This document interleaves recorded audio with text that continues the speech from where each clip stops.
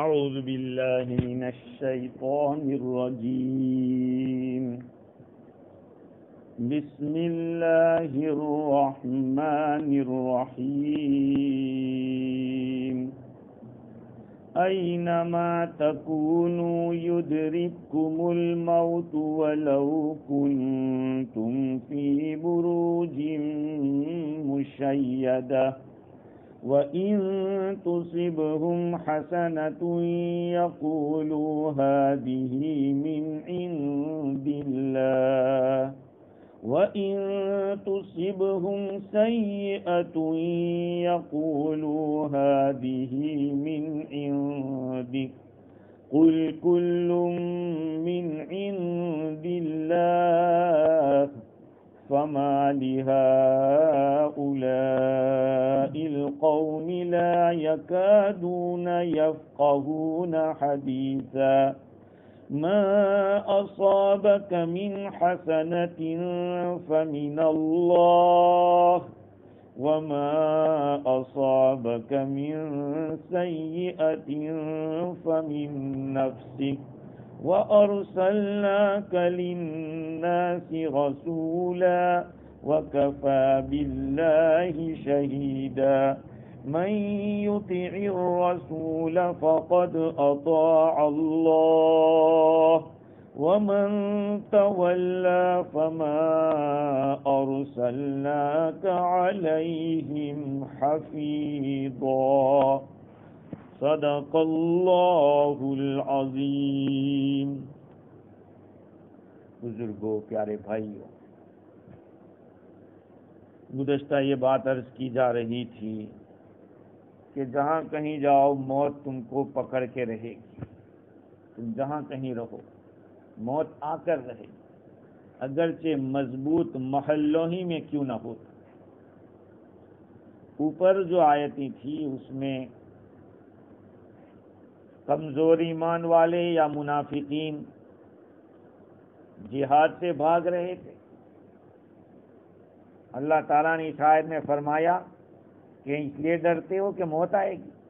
ارے موت تو بستر پہ بھی آ سکتی ہے، پوری زندگی میدان میں لڑے ہو، موت نہیں آئی اور آئی تو بستر پہ آئی، اور کوئی پوری زندگی بستر پہ رہا اور ایک ہی دفعہ گیا اور اس کی جان نکل گئی۔ حافظ ابن کثیر رحمۃ اللہ علیہ نے حضرت خالد ابن ولید سیف اللہ رضی اللہ تعالی عنہ کا یہ مقولہ نقل کرتے ہیں۔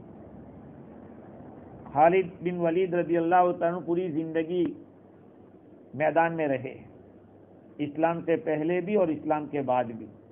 وہ فرماتے ہیں جب ان کے پاس موت آئی ان کے بستر کے اوپر، کہا لقد شہدت کذا و کذا موقفا، کہا میں اتنی لڑائیوں میں حاضر رہا، میں نے شرکت کی ہے۔ وما من عضو من اعضاء الا وفيه جرح من طعنة او رمية، میرے بدن کا کوئی عضو ایسا نہیں جس کے اوپر تیر کا زخم نہ ہو یا نیزے کا زخم نہ ہو، پورا بدن چھلنی ہے، کہیں کچھ نہ کچھ لگا ہے ہر عضو کے اوپر۔ وہا انا اموت علی فراشی، اور یہ میں بستر پہ مر رہا ہوں، پورا بدن چھلنی ہے لیکن موت آ رہی ہے تو بستر کے اوپر۔ فلا نامت عین الجبنا، کہا اس سے تو جو بزدل ہیں ان کی آنکھوں کو کبھی نیند ہی نہیں آنی چاہیے، بزدلوں کی آنکھوں کو کبھی نیند نہ آئے، وہ کبھی نہ سوئے۔ بھائی بزدلی کا جینا کوئی جینا نہیں، ہاں اسی لیے میں نے پہلے بھی کہا تھا، آج بھی کہتا ہوں کہ دل کے اندر یہ جذبہ ہر ایمان والے کے اندر ہونا چاہیے کہ کبھی اللہ کے راستے میں اس طرح کی جان کی بازی لگانے کی ضرورت پڑی تو ہم حاضر ہیں۔ کم از کم یہ جذبہ تو آدمی لے کے دنیا سے جائے، قبر میں جائے تو یہ جذبہ رکھے۔ ہاں حضرت عمر رضی اللہ تعالیٰ عنہ کی شہادت مدینہ منورہ میں ہوئی۔ اب مدینہ منورہ دارالاسلام، وہاں کوئی جنگ کی کوئی شکل ہی نہیں ہو سکتی، لیکن آپ کا شہادت ہوئی وہاں۔ اللہ تعالیٰ فرماتے ہیں کہ تم جہاں کہیں رہو تم کو موت پکڑ کے رہے گی، اگر کہ تم بلند بلند محلوں میں کیوں نہ، مضبوط محل میں کیوں نہ ہو، اس مقام پر مفتی شفیع صاحب رحمۃ اللہ علیہ فرماتے ہیں کہ مضبوط مکان بنانا برا نہیں، بنا سکتے، آدمی اپنی ضرورت کے مطابق مضبوط مکان بنائے، گناہ نہیں۔ ہاں جیسے ملک میں رہتے ہیں ایسا مکان ہونا چاہیے، اسی لیے تو حدیث میں آتا ہے کہ کھانے کے بارے میں، کپڑے کے بارے میں، مکان کے بارے میں پوچھ نہیں ہوگی، آدمی لمٹ میں رہے۔ لیکن اب آدمی کو ضرورت ہے 3 بیڈ روم کی اور 5 بیڈ روم کا مکان بنا کے بیٹھا ہے، یا جتنی ضرورت اس سے زیادہ خرچ کر رہا ہے مکان کے اندر، تعمیرات کے اندر، اس کی تو گنجائش نہیں۔ مضبوط مکان بناؤ، کوئی بات نہیں۔ آگے کی آیات میں اللہ تعالیٰ نے منافقین کی جو سب سے بڑی خرابی تھی اس کو بیان کرتے ہیں۔ وہ جہاد سے جان چھڑانا یہ تو ہے برا، لیکن اس سے زیادہ برا کیا تھا ان میں؟ وَإِن تُصِبْهُمْ حَسَنَةٌ يَقُولُوا هَٰذِهِ مِنْ عِندِ اللَّهِ، اگر ان کو کوئی بلائی پہنچتی ہے تو یوں کہتے ہیں کہ یہ اللہ تعالیٰ کی طرف سے ہے۔ وَإِن تُصِبْهُمْ سَيِّئَةٌ يَقُولُوا هَٰذِهِ مِنْ عِندِكَ، اگر ان کو کوئی برائی پہنچتی ہے تو یوں کہتے ہیں کہ محمد یہ تکلیف تیری وجہ سے ہے، تیری طرف سے ہے۔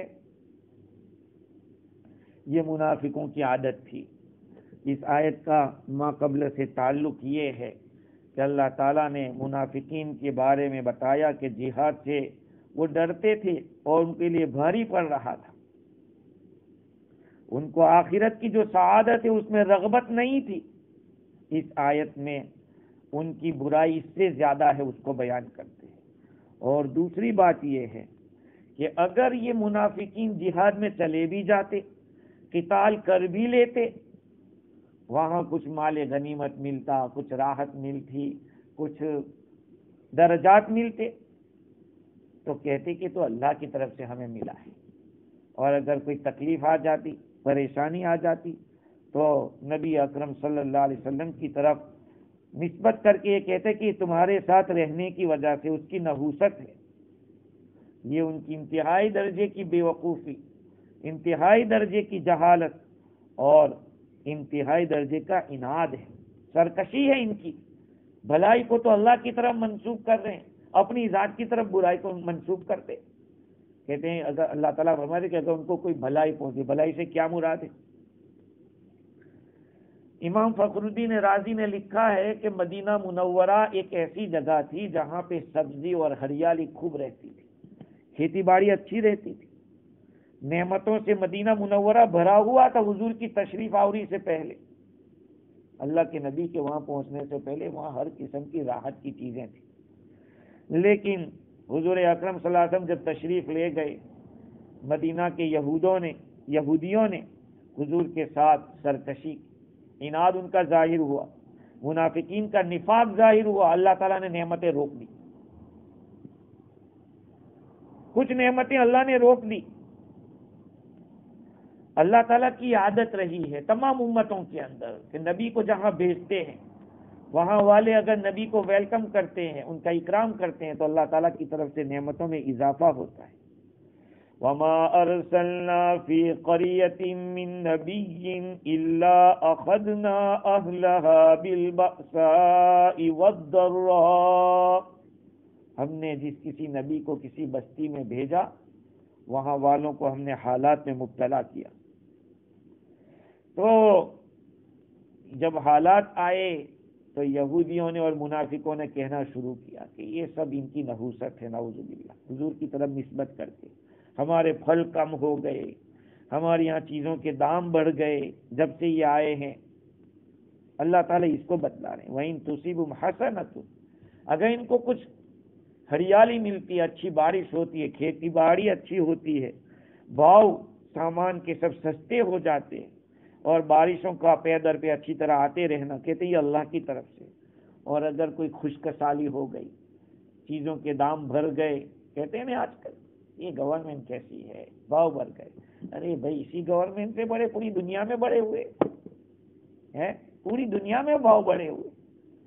اب ان کو کہنا کہ ان کی وجہ سے، ہم بھی تو خدا کو دیکھو کہ ہم اس کا کتنا مانتے ہیں، ہم اس کا کتنا کہنے پر چل رہے ہیں یہ تو سوچو. ارے شکر کرو. روایات میں آتا ہے کہ یہ بارش بھی جو برستی ہے وہ ہمارے اعمال کی وجہ سے نہیں، یہ جانوروں کی برکت سے. بارش بھی جو ہو رہی ہے ان جانوروں کی برکت سے. ہم کہاں اس لائق ہے کہ بارش برسائی جائے؟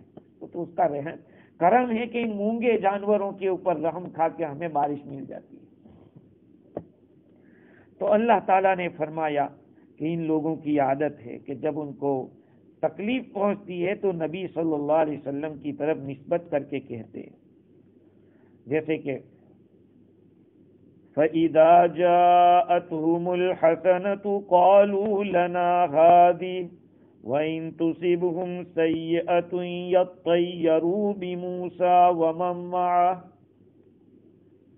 بنی اسرائیل کے زمانے کی بات ہے، جب ان کو کچھ اچھائی پہنچتی تھی تو کہتے کہ ہمارے لیے ہے، یہ تو ہمارے لیے. اگر کوئی تکلیف پہنچتی تو کہتے کہ موسیٰ اور ان لوگوں کے ساتھ جتنے لوگ ہیں ان کی نبوت کی وجہ سے حالات ہمارے اوپر آ رہے ہیں. اسی طرح سے حضرت صالح علیہ السلام کی قوم نے بھی یہی کہا تھا، قالوا اطیرنا بک وبمن معک، ہم تو بدفعلی لیتے ہیں آپ کی وجہ سے اور آپ کے ساتھ جو لوگ ہیں ان کی وجہ سے. ایک قول تو یہ ہے.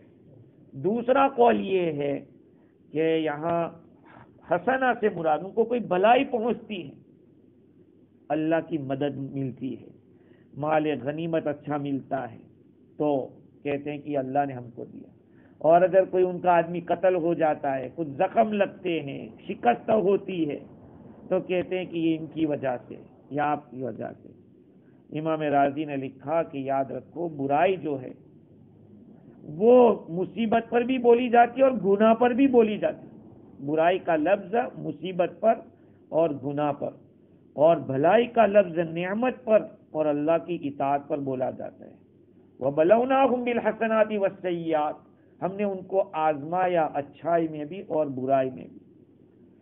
تو اللہ تعالیٰ فرماتے ہیں کہ قُلْ كُلٌّ مِّنْ عِنْدِ اللَّهِ، اے نبی جی ان کو بتاؤ کہ سب اللہ کی طرف سے. اچھائی ملے وہ بھی اللہ کی طرف سے، برائی ملے وہ بھی اللہ کی طرف سے. کوئی یہ نہیں ہے کہ بھلائیاں اللہ کی طرف سے اور برائیاں لوگوں کی طرف سے، نہیں. ما اصاب من مصیبت الا باذن اللہ، جو کوئی بھی تکلیف پہنچتی ہے وہ اللہ کے حکم سے ملتی ہے. روایات اس کے اوپر شاہد ہیں. حسنہ سے مراد تمام قسم کی اچھائیاں بھلائیاں، اور سیئات سے مراد تمام قسم کی برائیاں. ماں عائشہ رضی اللہ تعالی عنہ فرماتی، دیکھو ایمان والے کے لیے تو دونوں ہاتھ میں لڈو ہے، تکلیف پہنچے تب بھی صبر کرنے کا، اچھائی ملے تو شکر کرنے کا. حضرت عائشہ رضی اللہ عنہ فرماتی ہے کہ ما من مصیبت تصیب المسلم الا کفر اللہ بها عنہ حتی الشوکۃ یشاقها. ایمان والے کو، مسلمان کو جو کوئی بھی تکلیف پہنچتی ہے اللہ تعالیٰ اس کے ذریعے اس کے گناہ کو اتار دیتے، معاف کر دیتے. یہاں تک کہ کانٹا بھی جو چبھتا ہے اس پر بھی یہ ثواب، اس پر بھی یہ بات ہوتی ہے. یہ بخاری اور مسلم کی حدیث. حضرت ابو سعید خدری رضی اللہ عنہ کی ایک روایت ہے، ما من نصب ولا وصب حتی الشوکہ، ما من نصب او وصب حتی الشوکہ یشاقها الا کفر اللہ من خطایاہ. جو کوئی بھی تھکن محسوس ہوتی ہے یا کوئی پریشانی ہوتی ہے، یہاں تک کہ اگر کانٹا بھی چبھتا ہے اللہ اس کے ذریعے گناہ معاف کرتا ہے. لیکن ہمارے ذہن میں کب آتا ہے؟ اگر لگا کہ فوراً انا للہ کرو، کوئی تکلیف پہنچی کہ فوراً انا للہ کہو اور کہو کہ یا اللہ میں راضی، یہ تکلیف بھی آپ ہی کی طرف سے ہے. جب بندہ یہ کہتا ہے تو پھر گناہ معاف ہوتے ہیں. پہلے تو کتنی گالیاں دیتے، ارے کسی کم بخت نے یہاں پتھر رکھا، کوئی جگہ ہی نہیں تھی، آٹے والی ڈھالی یہیں پہ پھینکی کسی نے. دوسری ایک حدیث میں حضرت ابو موسیٰ اشعری رضی اللہ عنہ فرماتے ہیں کہ حضور نے فرمایا لا تصیب عبدا نقبۃ فما فوقها وما دونها الا بذم وما یعفو کثر.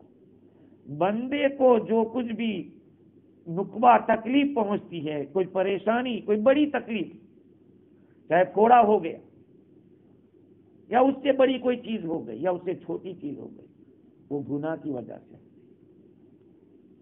ہیں گناہ کی وجہ سے۔ آدمی یہ نہ سوچ لے کہ میرے درجات بلند ہو رہے ہیں، پہلے تو اپنے گناہ صاف کرواؤ، اپنے کو قصوروار ثابت کرو اللہ کے سامنے کہ یا اللہ میں قصوروار ہوں۔ یہ تو کم، ایک اللہ والے جا رہے تھے تو کسی نے دھول ڈالی اوپر سے، راکھ۔ اللہ والے نے کہا کہ اچھا ہوا تو نے راکھ ڈالی، میں تو آگ کے لائق تھا، میں تو آگ کے لائق تھا، تو نے راکھ ڈالی، چلو ٹھیک ہے۔ آدمی اپنے گناہوں کو دیکھے، لیکن ہمارا حال یہ ہے کہ ہم سب کو گنہگار سمجھتے ہیں، اپنے آپ کو کلین چیٹ دیتے ہیں کہ میں ہی اچھا ہوں۔ کاش کہ ہم یہ چیز سمجھ لیں کہ ان سب میں قصوروار میں ہوں، اور سب سے زیادہ اللہ تعالیٰ کا مجرم میں ہی ہوں، اور یہ سب میرے مقابلے میں بہت اچھے ہیں۔ اللہ تعالیٰ کو تواضع بہت پسند ہے۔ یہاں تو اگر آپ اپنے کو کہنے جاؤ تو کہ یہ خود ہی اپنے کو کہہ رہا ہے۔ اگر کوئی کہہ دے میں تو مجرم میں قصوروار ہوں، تو کہیں گے کہ خود ہی اپنے کو قصوروار کہہ رہا ہے، تو یہ اللہ سے کہہ رہا ہے، اللہ کے ساتھ معاملہ ہے۔ تو اللہ تعالیٰ نے فرمایا قل کل من عند اللہ، کہہ دو کہ تمام چیزیں اللہ کی طرف سے۔ فما لهؤلاء القوم لا يكادون يفقهون حديثا، اس قوم کو کیا ہو گیا ہے کہ وہ سمجھنے کے بعد سمجھنے کے قریب نہیں ہوتے، قریب نہیں ہے کہ بات سمجھیں۔ اندر جب ٹیڑھا ہوتا ہے نا، اندر وہ چاہے کچھ بھی ہو وہ نہیں سمجھنے دیتا۔ اندر کا رخ اگر صحیح ہے تو ٹھیک چلے گا، اندر اگر کچھ گڑبڑ ہے تو سامنے والے کی خوبی بھی خامی لگتی ہے، سامنے والے کی خوبی بھی خامی لگتی ہے۔ اندر درست ہے تو سامنے والے کی چھوٹی چھوٹی بات بھی اچھی لگتی ہے۔ اللہ تعالیٰ فرما تعجب کی بات ہے کہ ان لوگوں کو کیوں سمجھ میں نہیں آتا۔ آگے اللہ تعالیٰ قانون بتلاتے، ما اصابک من حسنۃ فمن اللہ وما اصابک من سیئۃ فمن نفسک، تمہیں جو کوئی بھی بلائی پہنچے تو سمجھو اللہ کی طرف سے۔ جنت کا داخلہ بھی ہوگا وہ اللہ کی رحمت سے ہوگا، میرے اور آپ کے عمل سے کیا ہوگا؟ اب ہمارے عمل میں کون سی طاقت ہے؟ یہ نعمتیں جتنی کھا رہے ہیں اسی کا اگر حساب ہو جائے تو ہماری ساری نمازیں ایک طرف۔ سوچو تو صحیح، پانی کا ایک گھونٹ گلے کے ذریعے جو اترتا ہے وہ ایسے ہی اتر جاتا ہے؟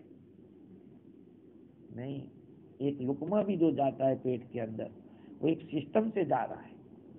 اللہ تعالیٰ نے رال ایسی بنائی ہے، منہ کے اندر ایسا پانی بنایا ہے جو آپ کے کھائے ہوئے لقمے کو ایسے وہ رال کے اندر چکنا کیا جاتا ہے چاروں طرف سے، وہ جب جاتا ہے آسانی سے اتر جاتا ہے۔ اگر وہ رال نہ ہو تو کیا لقمہ اترے گا؟ جان چلی جائے گی آدمی، کیونکہ یہ سب نرم جگہ ہے، اندر کی بہت ہی زیادہ نازک جگہ ہے، وہاں سے ایسے کھردرے لقمے کا جانا کیا انسان کے بس کی بات ہے؟ تمہیں جو کچھ بھی بھلائی پہنچ رہی ہے وہ اللہ تعالیٰ کی طرف سے ہے۔ یہ انسان خیر ہو نعمت ہو سمجھ اللہ کی طرف سے احسان ہے، اور جو کچھ تو نیکی بھی کر رہا ہے وہ بھی اللہ کی توفیق سے ہے۔ انسان اگر اپنے وجود کی نعمت کو بھی سوچ لے تو وہ کوئی چیز اس کا مقابلہ نہیں کر سکتی۔ صرف نفس وجود، اللہ نے مجھے اور آپ کو جو زندگی دی ہے، پیدا کیا ہے، یہی بہت بڑی بات ہے۔ اس کے بعد آگے کی باتوں کی تو بات ہی الگ ہے۔ تفسیر روح البیان کے اندر لکھا ہے کہ اعمال کے 4 درجات ہیں۔ اللہ تعالیٰ نے فرمایا نا کہ جو کچھ بھی بھلائی تمہیں پہنچتی ہے وہ اللہ کی طرف سے، اور جو کچھ تکلیف پہنچتی ہے وہ تمہاری ذات کی وجہ سے ہو رہی ہے۔ کیا ہو گیا؟ اللہ کرتا ہے کہ بندہ کرتا ہے؟ اس لیے تفسیر روح البیان میں سمجھایا کہ اعمال کے 4 درجے ہیں۔ 2 درجے تو ایسے ہیں کہ اللہ تعالیٰ کی طرف سے ہے، اس میں بندے کا کوئی دخل نہیں۔ وہ کیا ہے؟ تقدیر اور خلق، لکھ دیا ہے اللہ تعالیٰ نے، وہ ہو کے رہے گا، تم لاکھ پلاننگ کر لو۔ اسی لیے کہا کہ اپنی محنت کر کے رک جاؤ اور کہہ دو کہ اللہ تیرے حوالے، آگے کی میری قدرت نہیں، میری طاقت نہیں، آگے کا تیرے ہاتھ میں، کیونکہ آگے تقدیر چلنے والی ہے۔ آپ کا کام محنت تک تھا، کر دیا آپ نے، اب آگے تقدیر کام کرے گی. اور ایک ہے خلق یعنی پیدا کرنا. اللہ تعالیٰ کے یہ دونوں کام ہے، تقدیر بھی اس کے ہاتھ میں ہے اور پیدا کرنا یہ بھی اس کے ہاتھ میں. انسان سوچتا ہے کہ یہ ہو گیا، یہ ہو گیا نہیں، وہ سب طے تھا. میں تو کبھی کبھی کہتا ہوں کہ ہم تو وہ کھلونا ہے. کھلونا جانتے ہو نا، جس کو آپ چابی بھر کے رکھ دو تو کودے گا، جہاں تک چابی رہے گی، چابی ختم کھیل ختم، وہ بھی بند ہو جائے گا، ہے کہ نہیں؟ تو ہماری کتنی طاقت ہے اور ہماری کیا سوچ. خلق اور تقدیر، پیدا کرنا اور تقدیر بنانا، یہ سب اس کے ہاتھ میں، اس میں میرے اور آپ کے ہاتھ میں نہیں ہے. یہ عمل کے جو 2 درجے ہیں وہ اللہ کے لیے، اور دوسرے 2 درجے کسب اور فعل. کسب کے معنی کمانا، کرنا، فعل کے معنی بھی کرنا. تو عمل کرنا اور کسب کرنا یہ بندے کا کام ہے. آپ نے کسب کیا تو ضروری نہیں ہے کہ آپ نے جس لیے کیا وہی ہوگا، تو وہی جو تقدیر میں ہے. لیکن یہ آپ کو نہیں کہا کہ اچھا گھر جا کے بیٹھ جاؤ ایسے کہ کھانا آئے گا تو میں کھاؤں گا، لقمہ کوئی منہ میں ڈالے گا تو کھاؤں گا، نہیں. کہا کہ ہاتھ پیر ہلاؤ. ہاتھ پیر ہلائے بغیر کوئی یوں کہہ دے کہ اللہ روزی دے گا، دھوکے میں ہے، وہ دھوکے میں ہے. اس کے لیے تو بہت اونچے درجے کا ایمان چاہیے، اور اس کے مکلف ہم نہیں ہیں. ہم اس کے مکلف ہے محنت کرو. اور صحابی نے اونٹ باہر چھوڑ دیا، کہا حضور باندھو، کہ اللہ پر بھروسہ کا، پہلے باندھ پھر اللہ پہ بھروسہ کرنا. ایسے اونٹ چھوڑ دیا. اب گاڑی کی چابی ایسے گاڑی کھلی رکھ کے آئے گا اللہ بھروسے، تو پھر گالی مت دینا کوئی اٹھا کے لے جائے تو، یا چوری ہو جائے تو گالی مت دینا کہ یار کیسا تقدیر میں قسمت میں ایسا تھا ویسا. اللہ نے تو تمہیں عقل دی ہے کہ بھئی تالا لگاؤ، بعد میں تو ہوگا اللہ کے ہاتھ میں. اللہ تعالیٰ نے انسانوں کو عقل دی ہے. تو تفسیر روح البیان کے اندر یہ لکھا واللہ خلقکم وما تعملون، اللہ نے تم کو بھی پیدا کیا اور جو تم عمل کرتے ہو اس کو بھی اسی نے پیدا کیا ہے. اللہ تعالیٰ ہر ایک کو روزی دیتا ہے. کوئی چوری سے مانگتا ہے تو اس کو اللہ تعالیٰ چوری سے دیتا ہے کہ کوئی چوری کر کے، کوئی حرام چیز بیچ کے اگر کوئی کمانا چاہتا ہے تو اس طرح سے دیتا ہے. کہ تو نے ہاتھ پیر ہلائے، اب نتیجہ مرتب کرنا اللہ کے ہاتھ میں تھا، مرتب ہو گیا. اور کوئی آدمی محنت سے مانگتا ہے، اللہ تعالیٰ اس کو محنت سے دیتا ہے تو اسی کے قبضے میں. واللہ خلقکم وما تعملون، اور جو کچھ تم کرتے ہو اس کو بھی اللہ تعالیٰ نے پیدا کیا. کل من عند اللہ، جو اوپر گیا سب اللہ کی طرف سے ہے. اس کا مطلب یہ ہے کہ پیدا کرنا، تقدیر، یہ ساری چیزیں اس کے ہاتھ میں. کسب یہ ہمارے ہاتھ میں، فعل ہمارے ہاتھ میں. وَأَرْسَلْنَاكَ لِلنَّاسِ رَسُولًا، ہم نے تو آپ کو سارے انسانوں کے لیے رسول بنا کر بھیجا ہے. آپ تو رسول ہیں،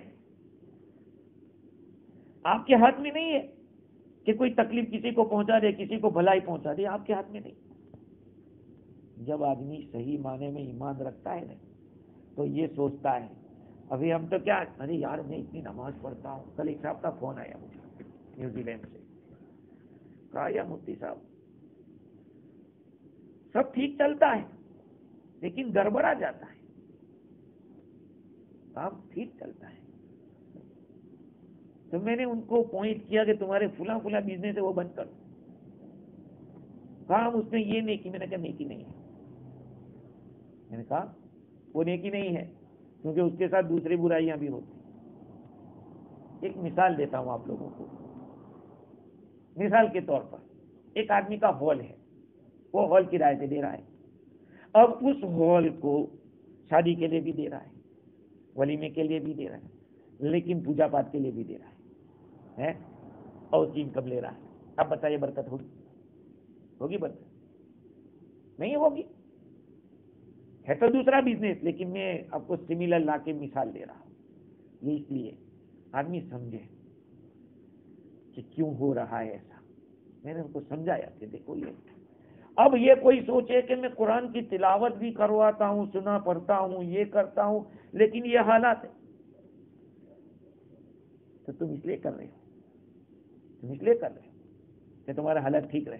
ارے اللہ کا حکم اس لیے کر رہے ہیں. صدیق اکبر رضی اللہ تعالیٰ عنہ کے بارے میں تفسیر روح البیان میں لکھا ہے کہ آپ کو 7 ایئرس تک دار میں درد رہا, دانت میں. کتنے سال؟ 7 ایئرس تک. آپ نے کسی کو نہیں بتایا. جبریل امین نے حضور اکرم صلی اللہ علیہ وسلم کو بتا دیا کہ صدیق ابو بکر کو 7 سال سے دانت میں درد ہے. حضور صلی اللہ علیہ وسلم نے پوچھا کہ کیا حال ہے آپ کا, دانت میں کیا ہے؟ پوچھا کہ اتنے سال سے آپ کو تکلیف ہے, آپ نے کبھی ذکر نہیں کیا. کہا کہ کیف اشکو مما جاء من الحبیب, میں کیسے شکایت کروں اس چیز کی جو حبیب کی طرف سے آئی, یعنی اللہ کی طرف سے, جو دوست کی طرف سے تکلیف آئی ہے, میں اس کی شکایت آپ کو کیسے کروں؟ مجھے بھی اخلاق حسنہ کے ساتھ متصف ہونا چاہیے, اس لیے کہ لأن الکل من عند اللہ, ساری چیزیں اللہ کی طرف سے, اور اللہ نے اپنے رسول کو اس لیے بھیجا ہے کہ لوگوں کو کفر کی اندھیریوں سے نکال کر ایمان کی روشنی کی طرف لاوے. یہ تو ادب کا تقاضا ہے, آپ کو میں کیسے شکایت کروں؟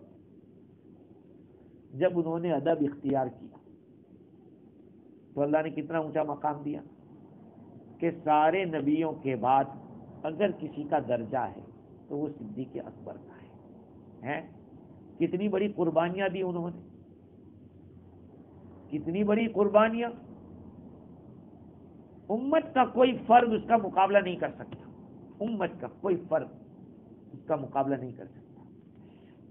تو جب انہوں نے اللہ کے نبی کے دربار میں ایک ادب کا اظہار کیا, اللہ تعالیٰ نے ان کو اپنے ساتھ ملا دیا, یعنی اللہ کا وصال نصیب کیا, اللہ کا قرب عطا فرمایا.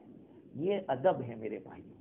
آج ہم لوگ بے ادبی کرتے ہیں, ہاں بے ادبی کرتے, اللہ کی شان میں بے ادبی گستاخی کرتے ہیں, شان رسالت میں گستاخی ہم کر ڈالتے ہیں.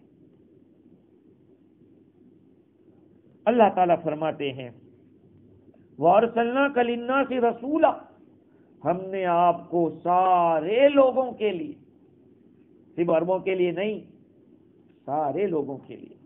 یہ آیت دلیل ہے کہ آپ صلی اللہ علیہ وسلم کی رسالت تمام عالم کے لیے عام ہے, صرف عرب نہیں, گورا کالا سب, حبشی ہو یا کوئی ہندوستانی ہو یا کہیں کا رہنے والا ہو, قیامت تک جتنے آئیں گے انسان, سارے لوگوں کے اللہ کے نبی, جناتوں کے لیے بھی نبی.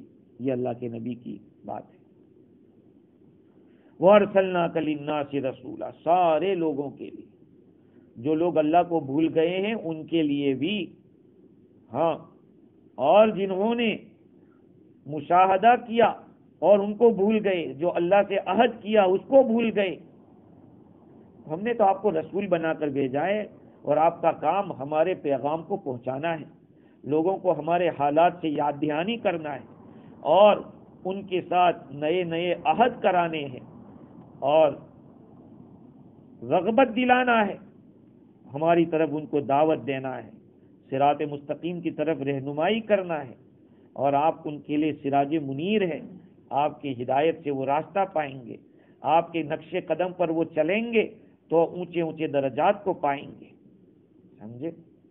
یہ ہے وَأَرْسَلْنَاكَ لِلنَّاسِ رَسُولًا وَكَفَى بِاللَّهِ شَهِيدًا, اور اللہ تعالیٰ کافی ہے گواہ ہونے کے اعتبار سے, یعنی رسول اللہ نے بنایا ہے تو وہ جانتا ہے, وہ گواہ ہے کہ اللہ نے بنایا ہے.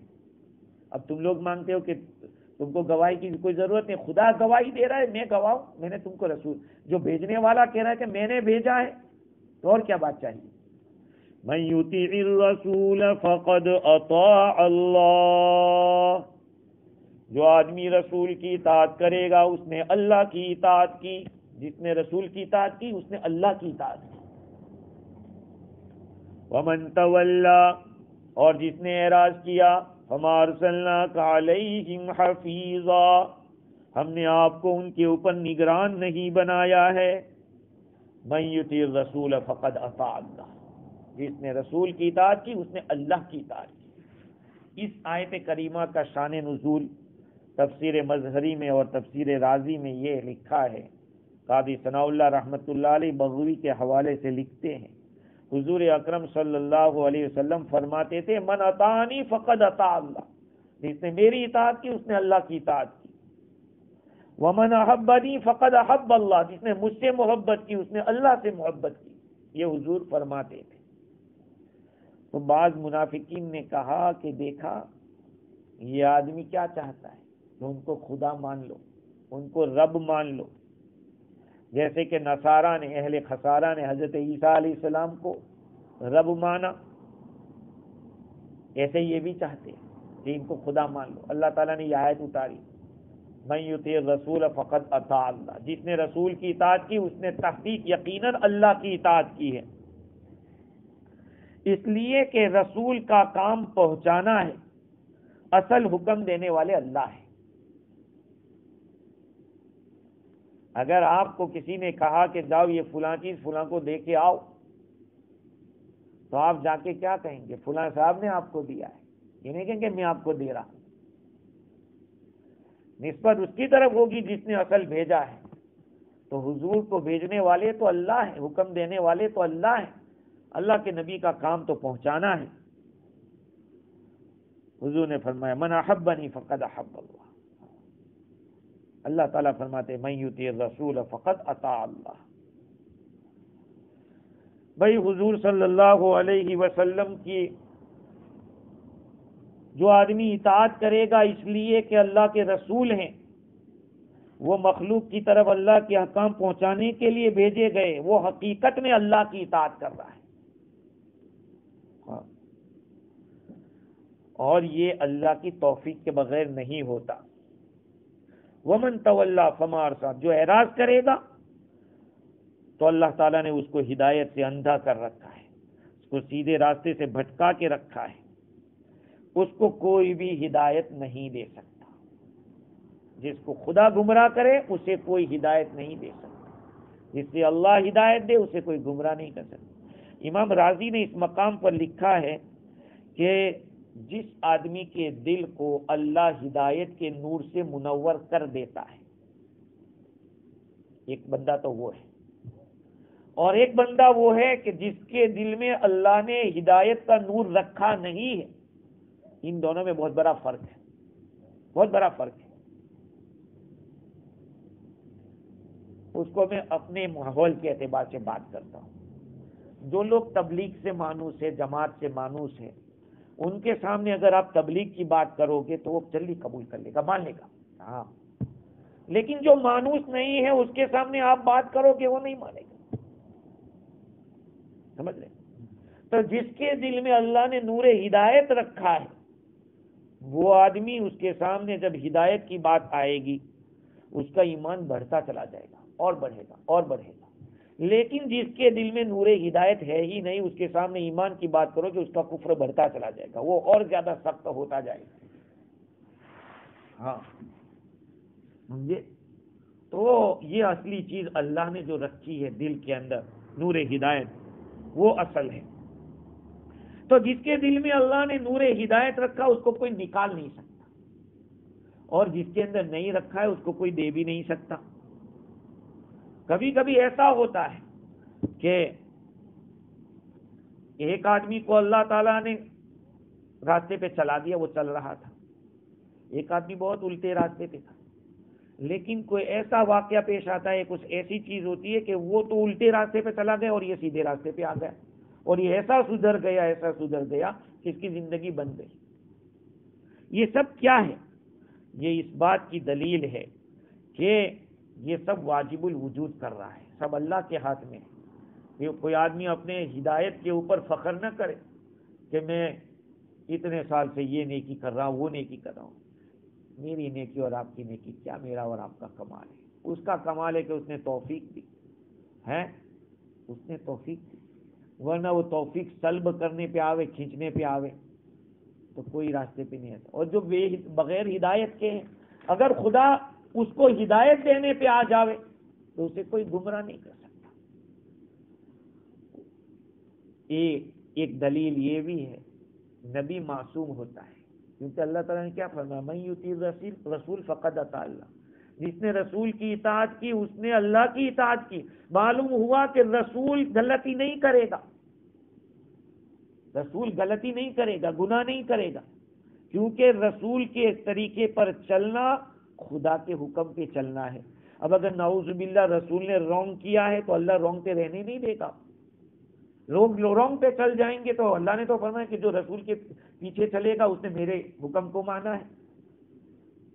سمجھے بات؟ تو بات یہی ہوئی کہ رسول معصوم ہوتا ہے، نبی معصوم ہوتا ہے، نبی سے کوئی کبھی گناہ نہیں ہوتا، ہو بھی نہیں سکتا، کیونکہ نبی کے عمل پہ چلنے کو اللہ نے فرمایا کہ میرے حکم پہ چلنے کے برابر ہے۔ اب اگر نبی رونگ چلے گا نعوذ باللہ تو پھر لوگ رونگ چلیں گے، کیا اللہ اسے راضی ہوگا؟ نہیں۔ اس سے معلوم ہوا کہ نبی گناہوں سے معصوم ہوتے ہیں، تمام امور میں، تمام اللہ تعالیٰ کی منع کی ہوئی چیزوں میں اگر نبی اس میں غلطی کر دے گا تو پھر نبی کی طاعت، نبی کا کہنے پر چلنا یا عمل پہ چلنا، وہ تو اللہ پہ چلنا، اللہ کے کہنے پر چلنا ہے۔ اور دوسری ایک بات یہ ہے کہ اطاعت کا کیا معنی، تابعداری کا کیا معنی؟ تابعداری کا معنی یہ ہے کہ دوسرے کے فعل کی طرف فعل کرنا اس وجہ سے کہ اس دوسرے کا فعل ہے، حضور کے طریقے پہ چلنا اس لیے کہ حضور کا طریقہ ہے، یہ مطابعت ہے۔ اب اس کے اندر یہ نہیں ہے کہ جو ہمیں پسند ہے اس میں کرو، جو پسند نہیں ہے اس میں مت کرو۔ آج ایسا ہی تو ہوتا ہے، وہ چیزیں جو ہماری مرضی کے موافق ہے ہاں کریں گے وہ تو، اور جو ہماری مرضی کے خلاف ہے کہا نہیں اس کو نہیں کریں گے، مشکل ہے۔ کیوں مشکل ہے؟ مشکل کرنے ہی تو مردوں کا کام ہے۔ اللہ تعالیٰ جب آدمی اپنی مرضی کے خلاف چلتا ہے نا اس سے بہت خوش ہوتا ہے۔ اس کو کہتے ہیں خواہشات کے خلاف چلنا، خواہشات کا اتباع کرنا آدمی کو گمراہی میں ڈال دیتا ہے۔ نہیں، قرآن میں آیا، داؤد علیہ السلام کو اللہ تعالیٰ نے کیا فرمایا؟ یا داؤد انا جعلناک خلیفۃ فی الارض فاحکم بین الناس بالحق ولا تتبع الہوی فیضلک عن سبیل اللہ۔ اے داؤد ہم نے آپ کو خلیفہ بنایا، لہذا انصاف کرنا اور خواہشات کا اتباع مت کرنا، وہ تم کو گمراہ کر دے گی۔ خواہشات کا اتباع کرنا تمہیں گمراہ کر دے گا۔ آدمی جب اپنی مرضی پہ چلتا ہے تو چلتے چلتے بھٹک جاتا ہے۔ ہاں، وسیم رضوی جیسے اور رشدی جیسے، تسلیمہ نسرین جیسے نام تو اتنے اچھے اچھے ہیں، لیکن کام کیسے؟ بھٹکانے والے۔ ہاں، اللہ ہم سب کے ایمان کی حفاظت فرماوے۔ اس لیے میرے بھائیوں، اس ایمان کی قدر کرو اور حضور کی اطاعت کو اپنے لیے سعادت سمجھو۔ اس زندگی میں ہی کرنا ہے، مرنے کے بعد نہیں کرنا ہے۔ جو کچھ عمل کرنا ہے جب تک سانس ہے وہاں تک ہے، جب سانس ختم تو پھر یہ حکم بھی ختم ہوگا، پھر وہ دوسری دنیا شروع ہو جائے گی۔ وَمَن تَوَلَّىٰ فَمَا أَرْسَلْنَاكَ عَلَيْهِمْ حَفِيظًا۔ اگر وہ روگردانی کرتے ہیں، اعراض کرتے ہیں آپ کی بات سے، تو ہم نے آپ کو ان کے اوپر نگران نہیں رکھا ہے۔ بھائی عالم ہے، بیان کر کے چلا جاتا ہے، وہ تھوڑی دیکھتا رہے گا کہ فلاں کیا کر رہا ہے، فلاں کیا کر رہا ہے۔ نبی کی ذمہ داری پہنچانے کی تھی، یہ تو تھا نہیں کہ بس زبردستی تھما دے کہ نہیں تم کو یہ کرنا ہی پڑے گا۔ أَنُلْزِمُكُمُوهَا وَأَنْتُمْ لَهَا كَارِهُونَ، کیا تم ناپسند کرو پھر بھی ہم زبردستی تم کو عمل کرنے کرائیں گے؟ نہیں۔ اللہ تعالیٰ بندے کے شوق کو دیکھتا ہے، بندے کی طلب کو دیکھتا ہے، تڑپ کو دیکھتا ہے، پھر توفیق دیتا ہے۔ اللہ تعالیٰ ہم سب کو ان باتوں پر عمل کی توفیق عطا فرماوے، قرآن مجید سے وابستگی موت تک باقی رکھے، محبت عطا فرمائے کلام پاک کی۔ وآخر دعوانا الحمدللہ۔